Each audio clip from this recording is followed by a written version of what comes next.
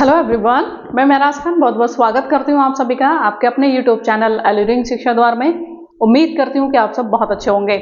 चलिए स्टार्ट करते हैं आज की वीडियो। और आज हम सॉल्व करने वाले हैं टीचिंग एप्टीट्यूड बीए बीएड का पेपर 2024-25 का सेशन। इससे पहले एक वीडियो और आई है जिसमें हमने क्वेश्चन नंबर 1 से लेकर 12 तक किया था। बीच में किसी वजह से वीडियो रुक गई थी जो पूरी वो रिकॉर्ड नहीं हो पाई, वरना वो एक ही वीडियो में आपको सारे क्वेश्चन का सॉल्यूशन मिल सकता था। खैर कोई बात नहीं, चलिए स्टार्ट करते हैं। और इससे पहले वीडियो अगर आपने नहीं देखी है तो देख लीजिएगा, बहुत जरूरी है। उसमें मैंने बहुत सारी चीजें आपको बताई हैं कि आपको कैसे टीचिंग एप्टीट्यूड को सॉल्व करना है ना, क्या आपको कंसेप्ट अपने माइंड में रख के चलना है, टीचर कैसा होता है, नेगेटिव पॉजिटिव वर्ड्स क्या होते हैं।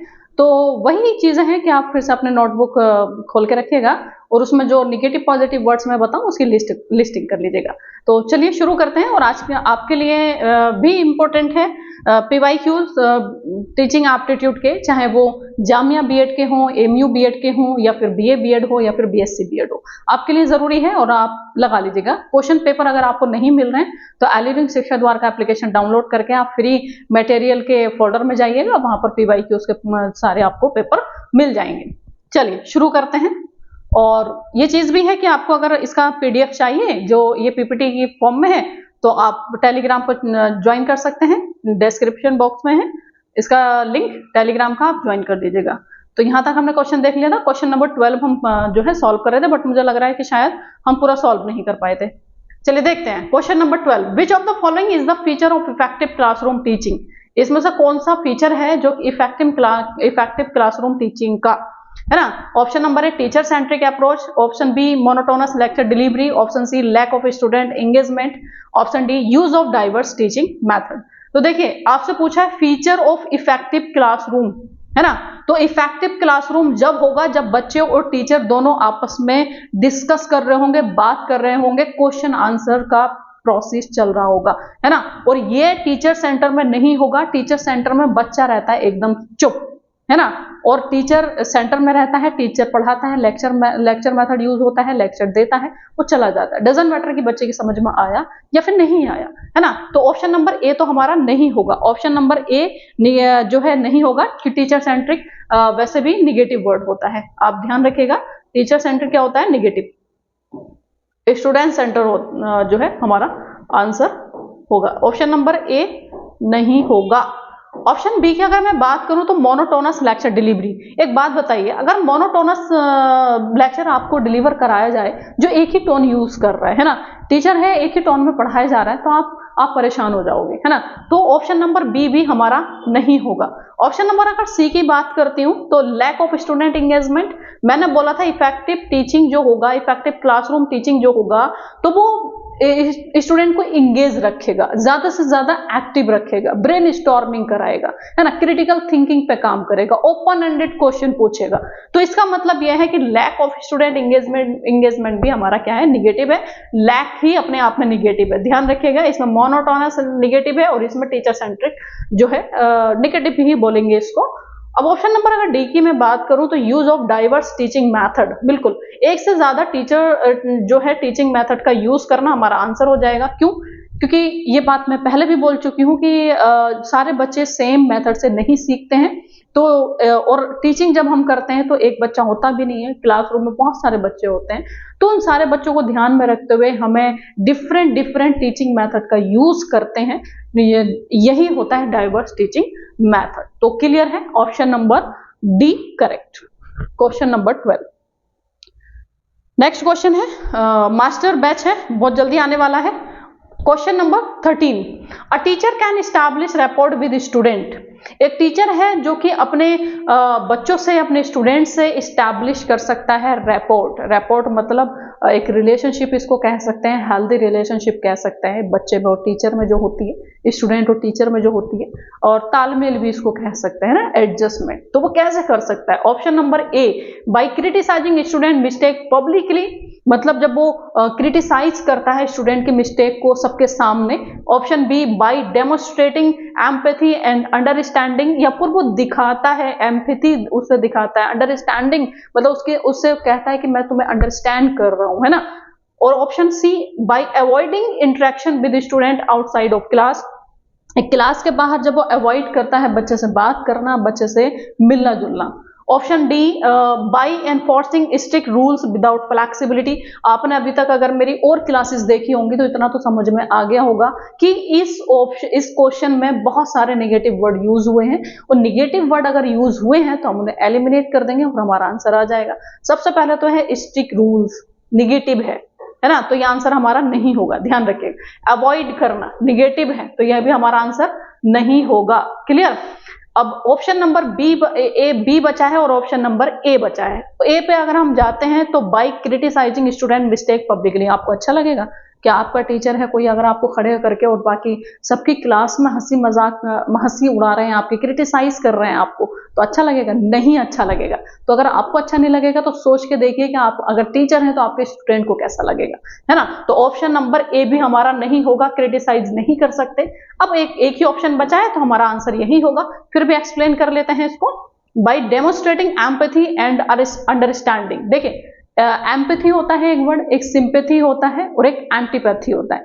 एंटीपैथी का मतलब जैसे एंटी का ना, कि ये मेरा एंटी है, दुश्मन है, दुश्मन की भावना होना, दुश्मनी की भावना होना। जैसे मान लो कि आपका कोई दोस्त है तो उसकी बाइक चोरी हो गई, है ना, और आप सोच रहे हैं कि मेरे मन को सुकून मिल गया, है ना, आज मेरे मन को सुकून मिल गया। इसका मतलब यह है कि आपका दोस्त नहीं, आपका दुश्मन है। आपने बस सोसाइटी को दिखा रखा है वो मेरा दोस्त है, लेकिन आपका कैसी भावना है उसके लिए, अच्छी नहीं है ना। तो अच्छी भावना का ना होना, दुश्मनी की भावना होना, वो कहते हैं एंटीपैथी। क्लियर। एक होता है सिंपैथी। सिंपैथी का मतलब, हाँ अगर उसकी बाइक चोरी हुई तो आपको लगा बहुत बुरा हुआ, है ना, आपने बोला बहुत बुरा हुआ, है ना, बाइक चोरी हो गई, बेचारा कैसे जाएगा, है ना, कॉलेज कैसे जाएगा, आपने ये देखा। लेकिन एक होता है एम्पैथी। एम्पैथी का ये है कि जैसे उसकी बाइक चोरी हुई है तो आपको लग रहा है, ओ सोचो कि उसकी जगह पे अपने आप को रख के सोचना, उसकी जो कंडीशन है, उसकी जो सिचुएशन है, उसमें खुद को रख के ऐसा फील करना, है ना, कि मतलब सोचना कि मेरी अगर बाइक चोरी हो गई होती तो मुझे कैसा लगता, है ना, बहुत बुरा लगता, मैं कैसे स्कूल जाता, कैसे कॉलेज जाता, दोस्तों से मिलने कैसे जाता, चाय पीने ढाबे पे कैसे जाता। तो ये सब आप जब सोच रहे हैं तो ये क्या होगी, एम्पैथी। तो जब एम्पैथी की फीलिंग है तो मतलब ये है कि बच्चे से जब एम्पैथी की फीलिंग आप रख रहे हैं तो इसका मतलब ये है कि आप अगर कुछ समझा रहे हैं, बच्चों को कंसेप्ट क्लियर नहीं हो रहा है तो आप उसे डांटेंगे नहीं, है ना, वो ये सोचेंगे कि आप अगर इसकी जगह मैं होता तो कैसा लगता, है ना, या मैं होती इसकी जगह, इस बच्चे की जगह, तो मुझे कैसा लगता, मैं सोचती कि मेरी टीचर मुझे फिर से बता दें।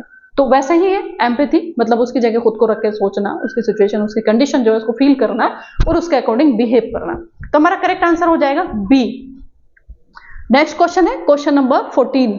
विच of the following statement related to teaching is correct. इसमें से कौन सा ऐसा स्टेटमेंट है टीचिंग के बारे में जो कि करेक्ट है। ऑप्शन नंबर 1 पढ़िए, teaching is always a formal activity. Teaching हमेशा एक फॉर्मल एक्टिविटी होगा। या option B, teaching is dominated by communication skill. जो मतलब जो टीचिंग होती है वो डोमिनेट होती है कम्युनिकेशन स्किल से। जिसको बहुत अच्छी कम्युनिकेशन स्किल होती है, जिसमें वो बहुत अच्छे से टीचिंग कर पाता है, ये इसका मतलब था। Option C, teaching focus slowly on the mastery of content, मतलब बहुत कम जो है वो मास्टरी ऑफ कंटेंट पर फोकस करती है।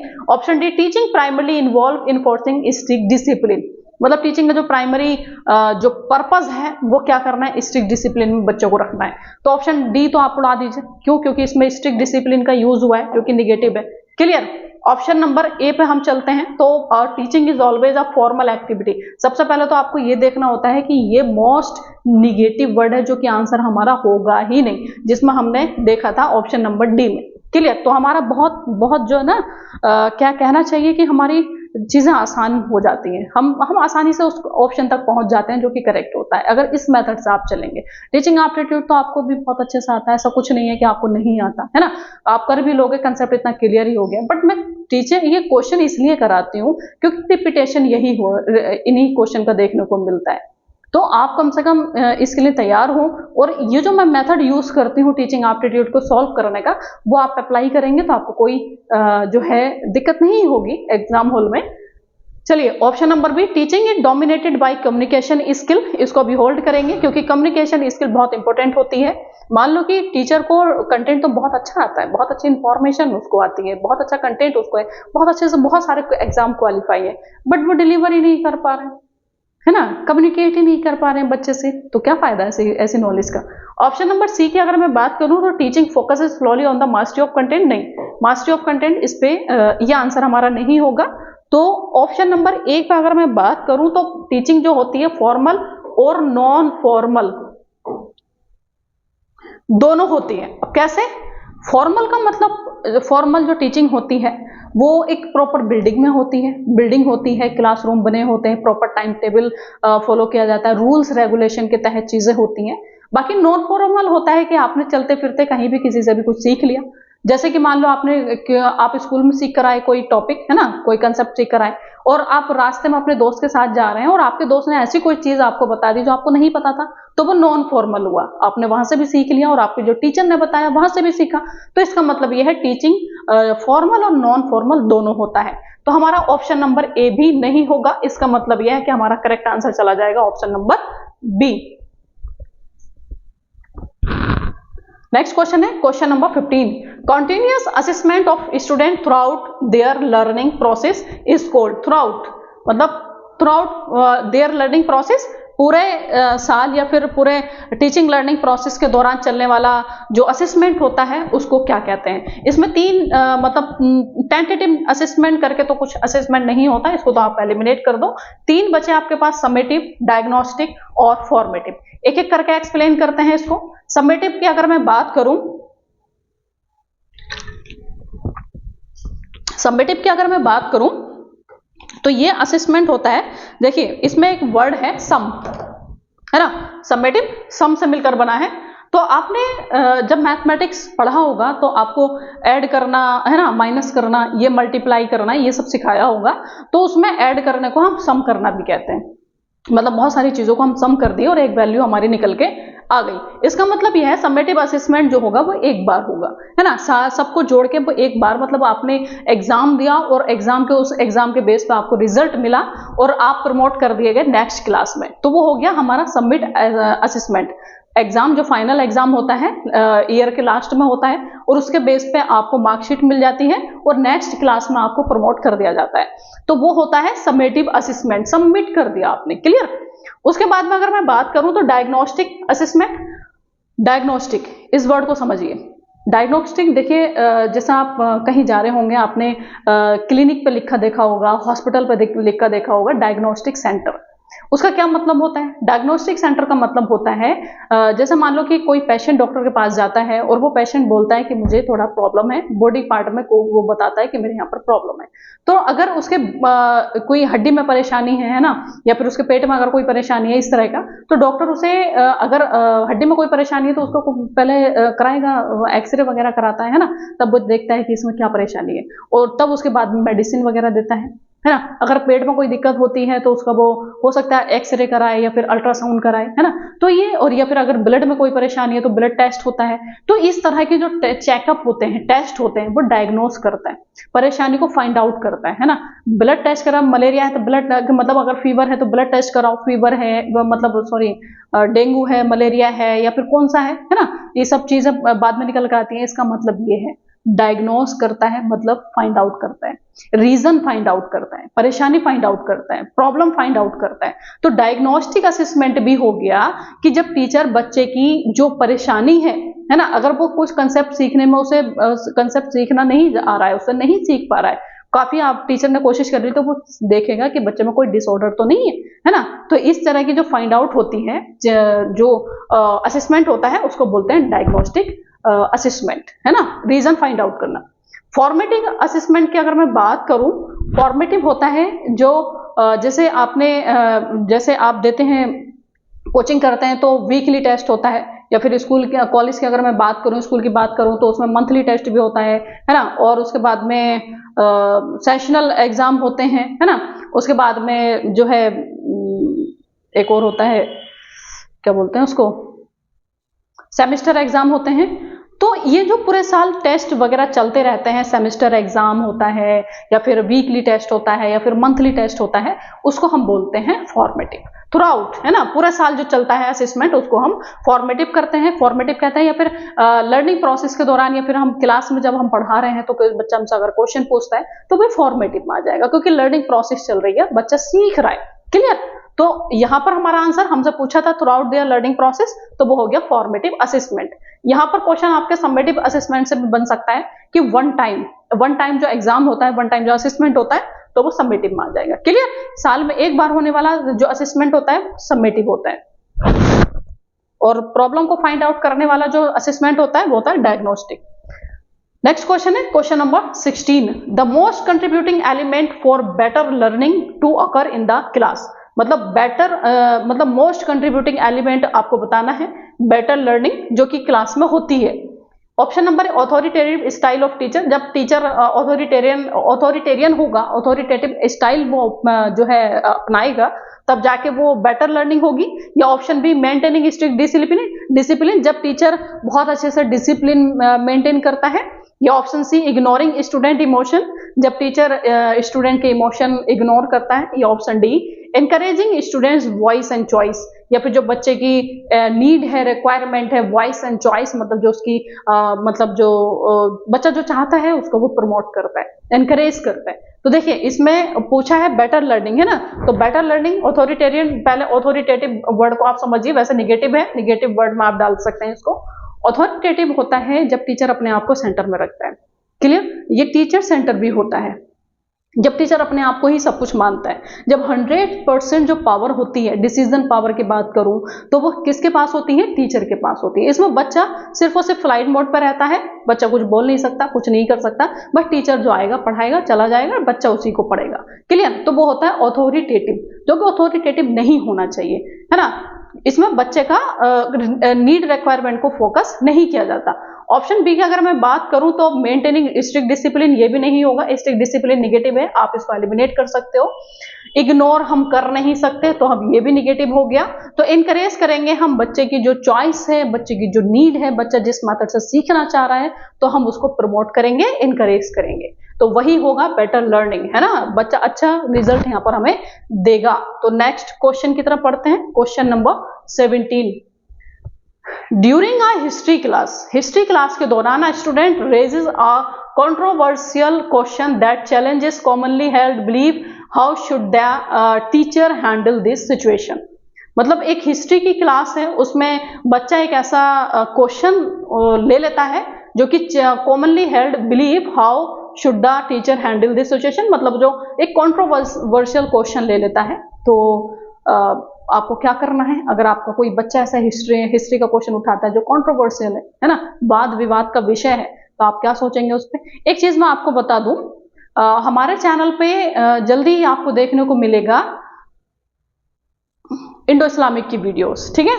इंडो इस्लामिक का पूरा कोर्स हम लेकर आ रहे हैं फ्री ऑफ कॉस्ट, क्योंकि आप बीए बीएड के स्टूडेंट हैं, इसलिए मैं आपको बता रही हूँ, सारी वीडियो में मैं नहीं बताती, तो इस वीडियो में बता रही हूँ कि बीए बीएड के बच्चे हैं आप, तो इंडो इस्लामिक आपके एग्जाम में आएगा, 25 क्वेश्चन का आएगा। तो हम फ्री ऑफ कॉस्ट हम पूरा कोर्स लेकर आ रहे हैं यूट्यूब पे, तो चैनल को सब्सक्राइब कर लीजिएगा। आने वाले दिनों में पूरा कोर्स आपको देखने को मिलेगा, एक एक वीडियो आपको रोज मिलेगी, तो जरूर सब्सक्राइब करिएगा, लाइक भी करिएगा अगर पसंद आए तो। हम क्वेश्चन पे वापस आते हैं। हिस्ट्री की क्लास के दौरान आपके स्टूडेंट ने एक ऐसा क्वेश्चन पूछ लिया, या ऐसा क्वेश्चन उसने उठा लिया जो कि कंट्रोवर्शियल है ना, वाद विवाद का विषय है, तो आप क्या करोगे? Ignore the question to maintain class harmony, जो क्लास की हार्मनी है उसको मेंटेन करने के लिए आप इस क्वेश्चन को इग्नोर कर दोगे। आपको लगेगा इससे माहौल बिगड़ सकता है, तो आप इसको इग्नोर कर दोगे। Option B encourage respectful decision to clarify controversy, या फिर एनकरेज करेंगे किसके लिए? रेस्पेक्टफुल डिस्कशन कि मतलब डिस्कशन हो इस पे, क्लियरिफाई कंट्रोवर्सी, जो कंट्रोवर्सी इस क्वेश्चन पे है उसको क्लियर कर सके। ऑप्शन नंबर सी की अगर मैं बात करूं तो पनिश करोगे उसको, स्टूडेंट को for asking such a question, हिम्मत कैसे हो गई ऐसे क्वेश्चन पूछने की, आप उसको पनिश करोगे। Option number D ask student to discuss question after class. पहली वाली वीडियो अगर देखी होगी तो मैंने आपको बताया है, बच्चे आप एक स्टूडेंट की तरह नहीं सोचेंगे, आप एक टीचर की तरह सोचिए कि आप टीचर हैं। तो मैंने ये भी बोला था कि टीचर कभी भी परेशानियों से भागेगा नहीं, है ना। तो परेशानी से भागना हमारा ऑप्शन नंबर डी है, कि इससे बोलेंगे कि डिस्कस करेंगे क्लास के बाद, तो ऐसा नहीं है ना, ऐसा करना नहीं है। पनिश हम बच्चों को करेंगे नहीं और इग्नोर हम करेंगे नहीं, तो ऑप्शन नंबर बी चला गया। बहुत सिंपल क्वेश्चन था, इग्नोर नहीं करना है, पनिश नहीं करना है, और हमें जो सिचुएशन है, कंडीशन है, उसको फेस करना है, उससे भागना नहीं है। क्लियर। तो ऑप्शन नंबर बी हमारा चला जाएगा। वैसे भी क्लियरिफाई करने के लिए डिस्कशन हो रहा है कि कंट्रोवर्सी कैसे इस पे है ना, तो सही है आंसर हमारा। Question number 18, what is the significance of providing variety in homework assignment. मतलब जो आप जो वैरायटी है होमवर्क की आप वो प्रोवाइड करा रहे हैं, तो इसका क्या इंपॉर्टेंस है, क्या महत्वपूर्ण है ना, उसमें क्या इंपॉर्टेंस है। तो ऑप्शन नंबर है variety in homework create a lot of confusion among student. इससे क्या होगा कि जो वैरायटी है होमवर्क की वो क्रिएट करेगी कंफ्यूजन बच्चों के अंदर। चलिए देख लेते हैं। Option number B, variety homework promotes rote memorisation. आप बहुत ज्यादा अगर वर्क देंगे तो बच्चा रटेगा। Option number C, variety in homework accommodate diverse learning style among student. और जो होमवर्क में वैरायटी होगी उससे बच्चा क्या करेगा, डाइवर्स लर्निंग स्टाइल सीखेगा, है ना। जितने तरह के आप होमवर्क देंगे बच्चा उतनी तरह के स्टाइल सीखेगा, मेथड सीखेगा, उसको जानेगा। Option number D, variety in homework lead to uniform level of motivation among student. या मतलब जो वैरायटी है वो बच्चे में एक यूनिफॉर्म लेवल ऑफ मोटिवेशन लेकर आएगा। देखिए पहले ही बात किया वैरायटी की, जब वैरायटी की बात की है तो यूनिफॉर्म तो होगा नहीं, है ना, सेम तो होगा नहीं। तो ऑप्शन नंबर डी तो हमारा चला गया। कंफ्यूजन क्रिएट नहीं करेगा। आप जब एक ही तरह का उसको होमवर्क देंगे, मोनोटोनस सिचुएशन आप कंडीशन जो है क्रिएट करेंगे तो बच्चा वहां परेशान होगा, है ना। तो ऑप्शन, लेकिन इसमें दिया है वैरायटी, तो वैरायटी है तो उसमें कंफ्यूजन नहीं होगा और रोट मेमोराइजेशन नहीं होगा, बल्कि अगर हम एक से ज्यादा मतलब वैरायटी ऑफ होमवर्क यूज कर रहे हैं तो बच्चा उसमें क्या करेगा, डाइवर्स लर्निंग स्टाइल सीखेगा। नेक्स्ट क्वेश्चन है क्वेश्चन नंबर 19। क्वेश्चन नंबर 19 हमसे कह रहा है which among the following is essential is fostering a positive classroom learning environment. मतलब जो क्लासरूम का इन्वायरमेंट है, लर्निंग इन्वायरमेंट है, वो पॉजिटिव कैसे होगा। जब आप करेंगे बच्चे को, देखिए अब देखिए पनिशिंग स्टूडेंट ऑन मिस्टेक, जब आप बच्चे को उसकी मिस्टेक पे पनिश करते हैं, इससे आपका इन्वायरमेंट बहुत अच्छा इन्वायरमेंट होगा, लर्निंग पॉजिटिव इन्वायरमेंट होगा। या option B, ignoring students feedback, या जो बच्चे का फीडबैक है उसको आप इग्नोर करेंगे, है ना, फीडबैक नहीं लेंगे बच्चे का, आप जो पढ़ा रहे हैं पढ़ाते चले जाएंगे, बच्चे की सुनेंगे नहीं कि बच्चे को समझ आया कि नहीं। Option C, building rapport with student, या फिर स्टूडेंट से जानने की कोशिश करेंगे, है ना, बच्चे से बात करने की कोशिश करेंगे, बच्चों को समझने की कोशिश करेंगे। या option D, encouraging rote memorization, या फिर एनकरेज करेंगे कि बच्चा रटे। तो ऐसे कैसे होगा, आपसे बोला है कि क्या बोला है, पॉजिटिव, है ना, पॉजिटिव क्लासरूम। तो पॉजिटिव क्लासरूम नहीं होगा जब बच्चे को आप एक्टिव नहीं रखेंगे। रोट मेमोराइजेशन का मतलब है कि आपका बच्चा एक्टिव नहीं है, वो सिर्फ और सिर्फ रटने पे फोकस कर रहा है, वो सिर्फ फैक्चुअल इंफॉर्मेशन पे फोकस कर रहा है, कंसेप्चुअल इंफॉर्मेशन पर वो फोकस नहीं कर रहा है। क्लियर। तो ऑप्शन नंबर डी हमारा नहीं होगा। ऑप्शन बी की अगर मैं बात करूं तो इग्नोर हम बच्चे को नहीं कर सकते। ऑप्शन ए, पनिश भी हम बच्चे को नहीं कर सकते। तो option number B, D, option number C अगर मैं ना भी पढ़ूं तब भी आंसर यही निकल के आएगा, क्योंकि बाकी में नेगेटिव वर्ड यूज हुआ है। क्लियर। चलिए next question, question number 20। Teacher can create a safe and inclusive environment in the classroom. Teacher कैसे एक सेफ और इंक्लूसिव इन्वायरमेंट क्रिएट कर सकता है क्लासरूम में। तो आपको सबसे पहले तो सेफ का तो मतलब आपको समझ में आ रहा होगा।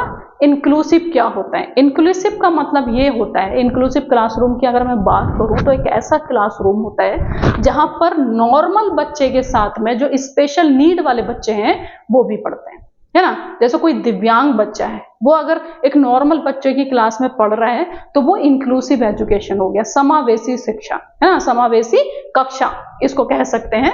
तो वो कब होगा, एनकरेजिंग डिस्क्रिमिनेशन एंड बायस, जब आप एनकरेज करेंगे डिस्क्रिमिनेशन को, भेदभाव को, बायस को, है ना, बायसनेस यूज करेंगे, अपनाएंगे। जैसे कि मान लो कोई दिव्यांग बच्चा है और आप उसकी मजाक बनवा रहे हैं क्लास में, जो नॉर्मल बच्चा है आप उसको ज्यादा मतलब अटेंशन दे रहे हैं, तो आप ऐसा करोगे तब जाके आपका जो सेफ और इंक्लूसिव इन्वायरमेंट बनेगा।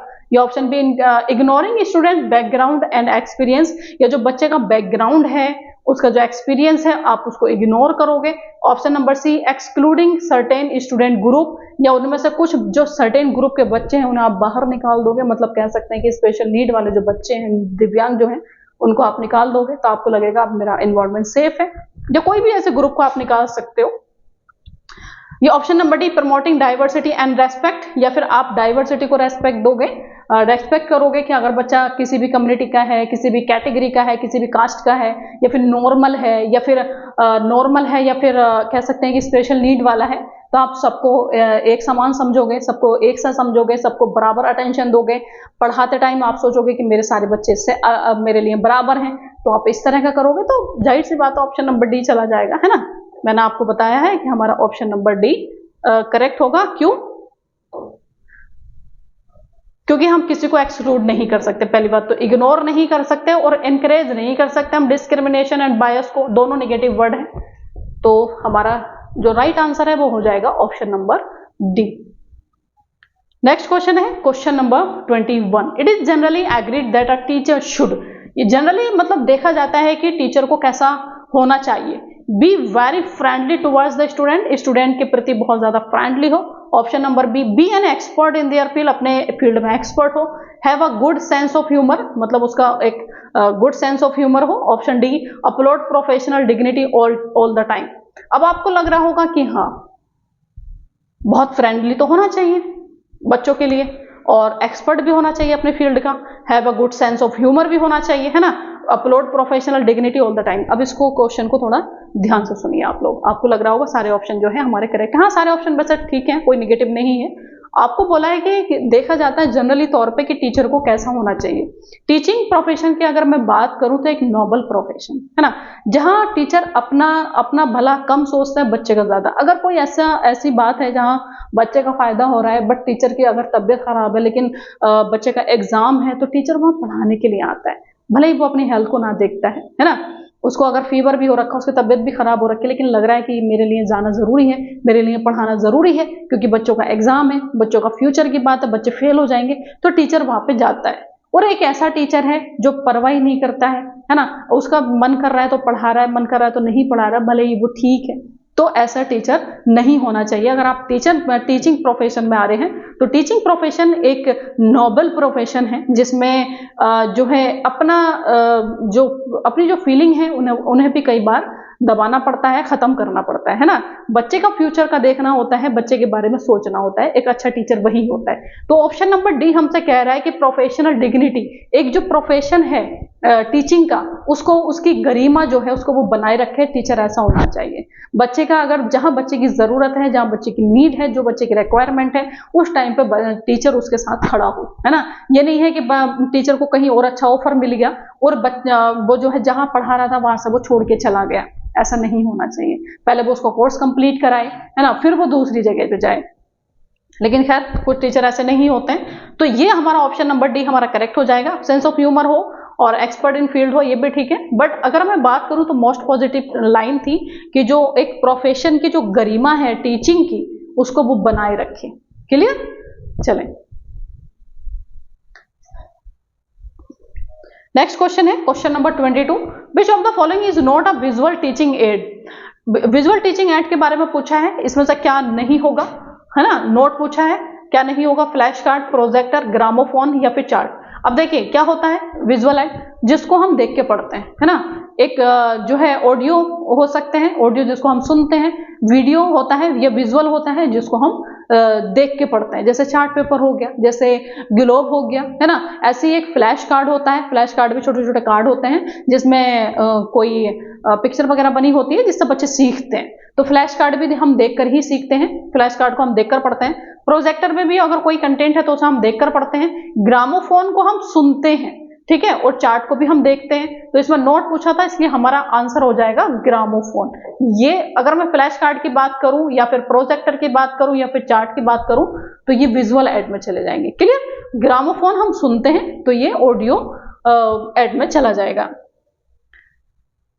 नेक्स्ट क्वेश्चन है question number 23। It is the advantage of giving homework to the student, मतलब स्टूडेंट को होमवर्क देने का क्या एडवांटेज है। Option number A remain busy at home, बच्चा जो है घर में बिजी रहता है। Option B study at home, बच्चा स्टडी कर लेता है घर पे। Option C check their progress, उसकी प्रोग्रेस को चेक करना इजी हो जाता है। या option D develop habit of self study, या फिर उसके अंदर जो सेल्फ स्टडी की हैबिट है वो डेवलप होती है। तो देखिए हाँ, वाकई में जब हम होमवर्क देते हैं तो उसका पर्पज यही होता है कि बच्चा घर पे जाके भी पढ़े, स्कूल में वो ज्यादा। अच्छा एक बात बताइए दिन कितने घंटे का होता है? 24 आवर्स, है ना। 24 आवर्स का होता है। बच्चा स्कूल में कितनी देर रुकता है?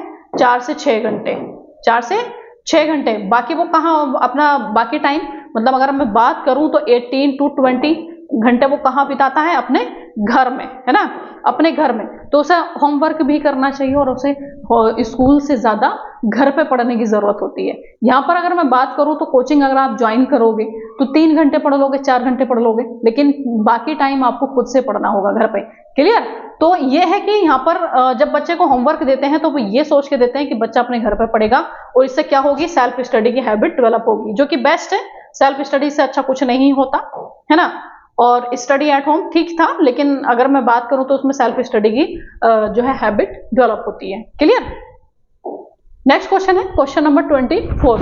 Sheena has a poor hand writing with inconsistent spacing and spelling error. Sheena नाम की एक लड़की है जो कि उसकी हैंड राइटिंग बहुत पुअर है ना, और वो जब लिखती है तो उसमें स्पेलिंग एरर भी होता है और स्पेसिंग का भी उसको ख्याल नहीं होता। स्पेस रखना है, किस वर्ड में कितना स्पेस देना है, उसको इस चीज का ख्याल नहीं होता। तो she has a learning disorder. तो इसमें से कौन सा उसको डिसऑर्डर है? डिसकैल्कुलिया, डिसग्राफिया, डिसलेक्सिया, डिसफेजिया। तो हमें इससे चारों के बारे में हमें पता होना चाहिए, क्योंकि अभी अगर ये लर्न जो है मतलब हैंड राइटिंग से पूछा है तो हो सकता है आपको कैलकुलेशन से पूछ ले, है ना, मैथमेटिक्स से पूछ ले, तो उसके लिए भी आपको पता होना चाहिए। तो हम चारों ऑप्शन पे बात करेंगे। अगर मैं बात करूं डिसकैल्कुलिया, तो डिसकैल्कुलिया का मतलब इसमें आपको एक वर्ड नजर आ रहा होगा, कैलकुलिया, है ना। कैलकुलिया मतलब कैलकुलेशन, कैलकुलेशन मतलब मैथमेटिक्स, है ना, मैथमेटिक्स। तो मैथमेटिक्स से रिलेटेड अगर किसी बच्चे में डिसऑर्डर है तो वो चला जाता है डिसकैल्कुलिया। बच्चे से जो है मैथमेटिक्स में उसकी काउंटिंग में जो भी एरर आता है तो वो किस में चला जाता है? डिसकैल्कुलिया में। अगर मैं बात करूं डिसग्राफिया, तो डिसग्राफिया में आपको एक वर्ड नजर, डिस का मतलब होता है निगेटिव वर्ड है जिसका मतलब होता है डिसऑर्डर, कमी। ठीक है, तो डिस का मतलब यहाँ पर कमी है, डिसऑर्डर है। तो हम बात करेंगे कैलकुलिया मतलब कैलकुलेशन से रिलेटेड। ग्राफिया का मतलब ग्राफ, है ना, और ग्राफ हम बनाते हैं तो हम बनाते हैं हाथ से और हाथ से हम लिखते हैं। तो हैंड राइटिंग अगर पुअर है, स्पेसिंग का ख्याल नहीं है ना, हैंड राइटिंग से रिलेटेड जो भी डिसऑर्डर है वो चला जाएगा किसमें? ग्राफिया में। क्लियर? तो डिसग्राफिया इसका आंसर हो जाएगा, डिसग्राफिया। बाकी हम ये भी देखेंगे डिसलेक्सिया और हम देखेंगे डिसफेजिया। तो डिसलेक्सिया जो होता है,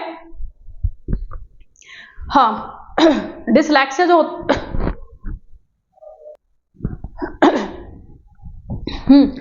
तो जो डिसकैल्कुलिया होता है वो कैलकुलेशन से रिलेटेड होता है।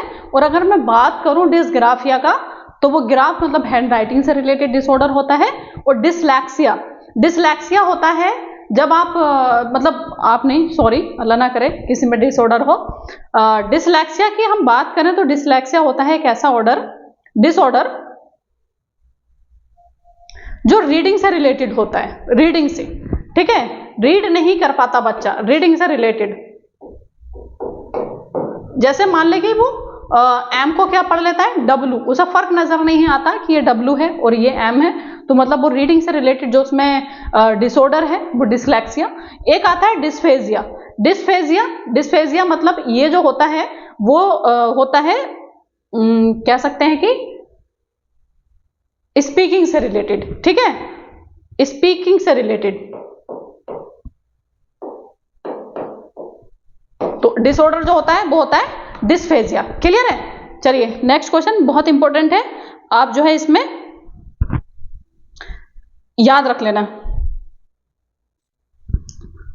चारों ही बहुत इंपॉर्टेंट है। इस बार हो सकता है कि आपसे जो है डिसकैल्कुलिया पूछ ले, डिसलेक्सिया पूछ ले, डिसफेजिया पूछ ले।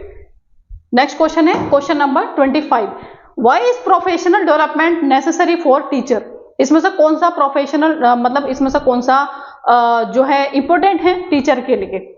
उस adopt the changing educational trend, मतलब जो टाइम टू टाइम जो चेंज होते रहते हैं एजुकेशन की फील्ड में वो टीचर एडॉप्ट करे, है ना।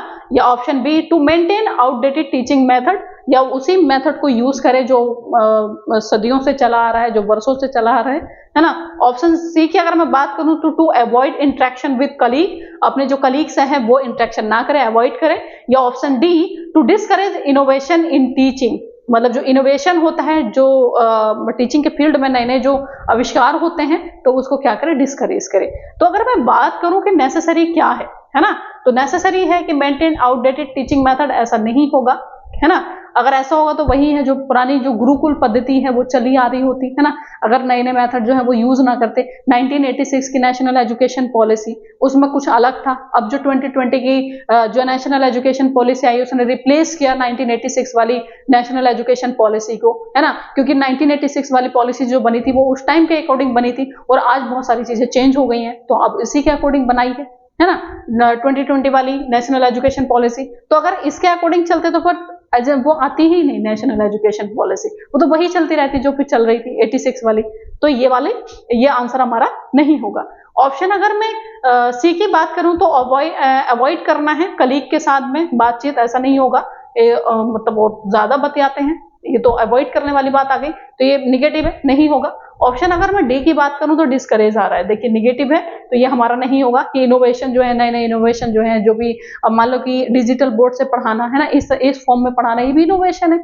इससे पहले टीचर चौक से लिख के पढ़ाते थे ब्लैक बोर्ड पे, फिर उसके बाद में व्हाइट बोर्ड आया जो मार्कर से हम लिख सकते थे, है ना। उसके बाद में डिजिटल बोर्ड आया, अब इसका पता नहीं और क्या आ सकता है, अपडेटेड वर्जन, कुछ नहीं पता। तो ऐसा नहीं है कि अगर हम इनोवेशन को डिस्करेज करेंगे तो हम अपडेट नहीं रह पाएंगे, हम बाकी दुनिया के साथ नहीं चल पाएंगे। तो ऑप्शन नंबर डी भी हमारा जो है एलिमिनेट हो जाएगा। तो यहाँ पर करेक्ट आंसर है हमारा ऑप्शन नंबर ए। तो इस तरह से हमने देखे हैं 25 क्वेश्चन टीचिंग एप्टीट्यूड के। ध्यान रखिएगा, टीचिंग एप्टीट्यूड बहुत मुश्किल यूनिट नहीं है, स्कोरिंग यूनिट है। अगर आप ठीक से पढ़ेंगे, अच्छे से पढ़ेंगे, थोड़ी सी प्रैक्टिस कर ली, कंसेप्ट क्लियर हो गया, नेगेटिव पॉजिटिव की अगर आपने लिस्ट तैयार कर ली तो आपका 25 में से 25 होने के चांस होंगे, ठीक है। तो मिलते हैं फिर एक और वीडियो में, तब तक के लिए अल्लाह हाफिज। ध्यान रखिएगा, ख्याल रखिएगा, लाइक कर दीजिएगा वीडियो शेयर करिएगा। चलिए मिलते हैं फिर।